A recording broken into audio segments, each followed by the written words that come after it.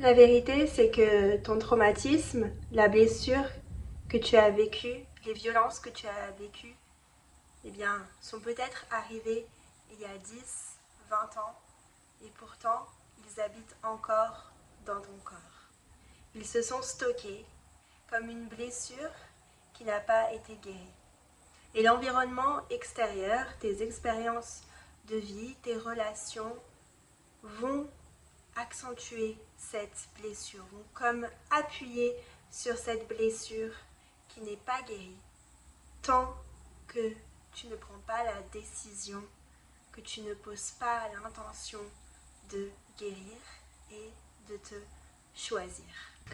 Après un traumatisme, qu'on se soit dissocié pendant quelques mois, un an, ou alors toute notre vie, il arrive un moment où on fait face à ces traumatismes. Il y a comme un élément déclencheur, une rupture qui nous amène à ramener notre énergie, notre pouvoir à l'intérieur de nous.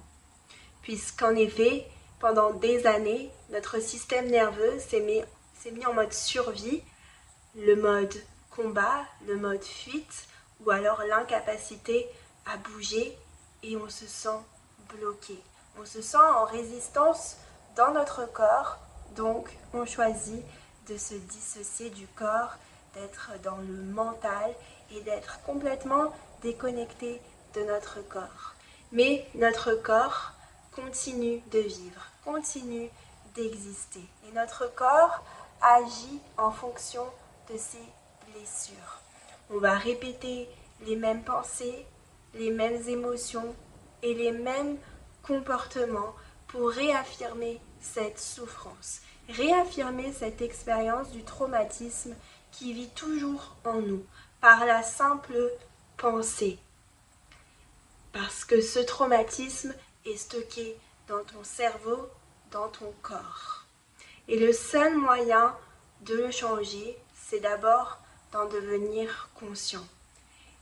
Et ton être va t'amener à en être conscient, consciente, par des premiers messages. Déjà de l'inconfort dans ton corps, ou peut-être de l'incapacité à ressentir ton corps, à ressentir tes émotions, et puis il va y aller plus fort. C'est peut-être que ce que tu es en train de vivre, peut-être que tu as des souvenirs qui remontent à la surface, des flashs, des traumatismes, de la violence subie, des mémoires du passé qui sont toujours stockées dans ton système nerveux. Et la première étape, c'est d'en prendre conscience, de réellement faire attention à ces messages qui ne sont pas là réellement pour te faire souffrir, mais pour t'alerter d'un danger. Et ces messages vont pouvoir apparaître même lorsqu'une situation va être agréable, même lors du changement, puisque notre corps n'aime pas réellement le changement. Alors, au lieu de fuir, de résister à ces messages, peut-être en fuyant dans des addictions, dans la nourriture, le travail, les relations ou même le stress auquel on est devenu addict, prends vraiment cela comme un message d'alerte, de devenir conscient, consciente de ce qui se passe en toi. Et c'est là que la méditation va être intéressante, puisqu'on va se déconnecter de toute stimulation extérieure pour fermer les yeux et ramener notre attention, notre énergie, par exemple avec le body scan, le scan corporel, sur différentes parties de notre corps. Là où on place notre attention, on place notre énergie. Donc si tu places l'attention sur ton corps, tu pourras être plus à l'écoute de ces messages et apaiser ce corps qui veut fuir ou qui veut combattre, ou apaiser ce corps qui s'est déconnecté.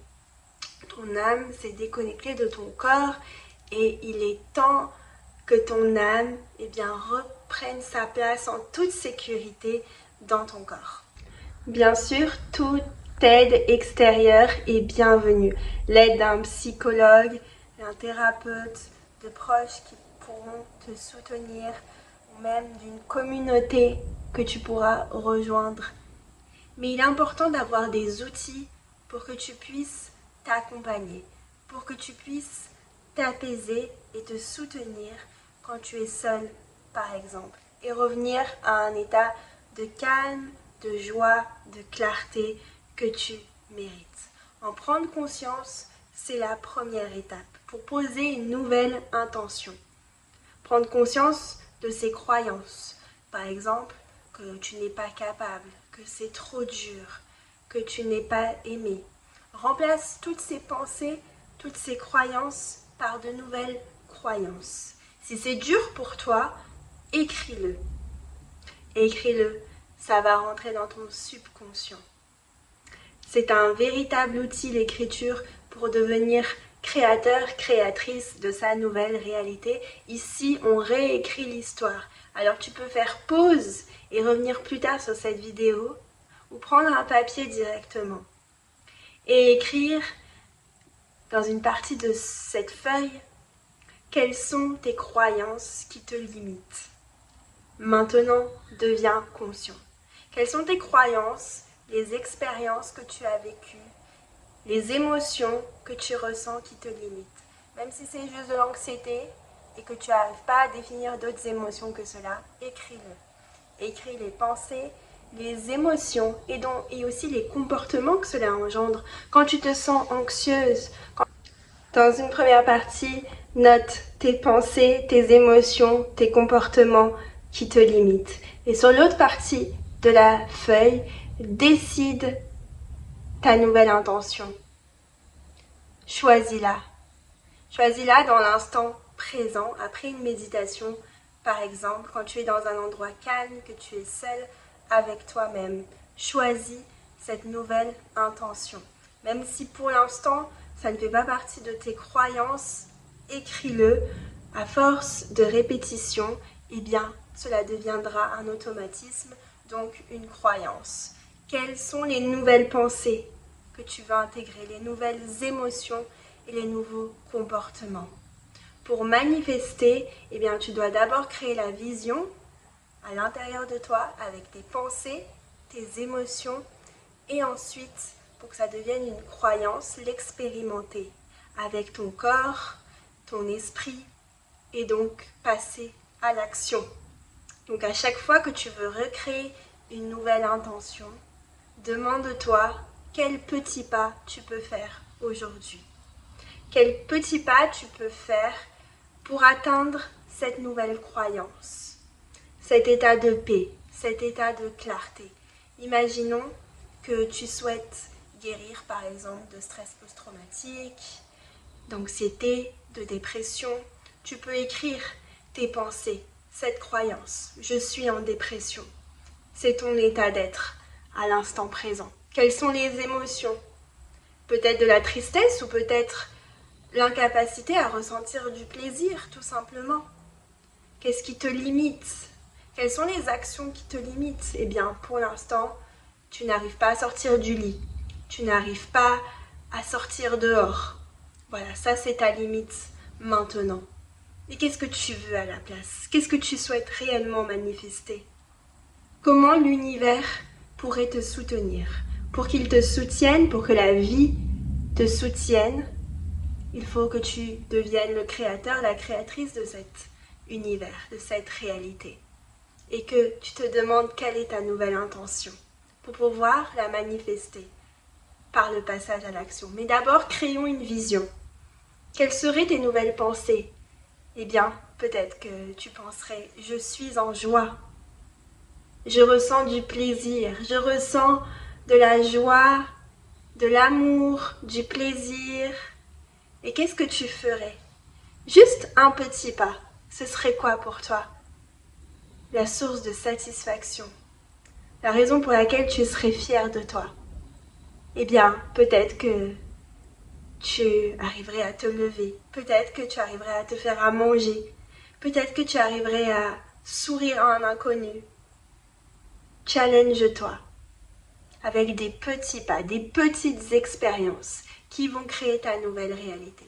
C'est comme ça que tu vas créer ta nouvelle réalité avec des nouvelles expériences. Tu vas créer l'apprentissage dans ton cerveau, le changement de ton cerveau, de la neuroplasticité, par de nouvelles pensées, de nouvelles émotions et de nouveaux comportements.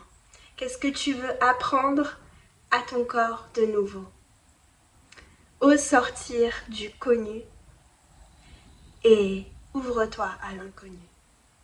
Dis-moi comment ça résonne pour toi.